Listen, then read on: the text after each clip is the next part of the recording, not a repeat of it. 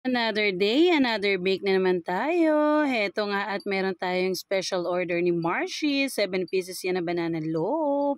At syempre meron tayong free cupcake. Thank you so much, Marcy. At eto naman ang dalawang kiddos ko. Nagutom bigla. Naglaba nga pala tayo after natin mag-bake. Sayang kasi ang araw. Ayan. At bonggam-bongga naman ang ating lunch dahil napagod si Mudra Kels. Kailangan natin na masarap na lunch. Eto nga ang napakakulit na si Calix. Nakigwapong-gwapo naman talaga at kamukhang kamukha ng tatay. Ay na tinatawag ko nga. Ayan, nauuhaw bigla. Ito yun.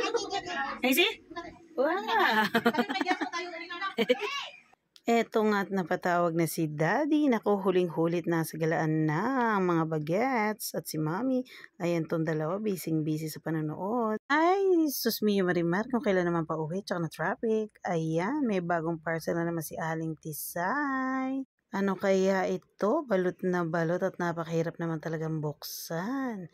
Ayan, ayan naman pala ang kanyang electric fan na bago. Bali nasira nga yung electric fan niya kasi pumasok yung pinagcha-chargean sa loob. So napabili tayo ng bago. Ayan, masaya-masaya ang Aling Tisay ko. Meron na naman siyang bagong electric fan. Hindi na siya may initan at ayan nga, tinesting-testing ng bonggang-bongga. In fairness ang ganda niya.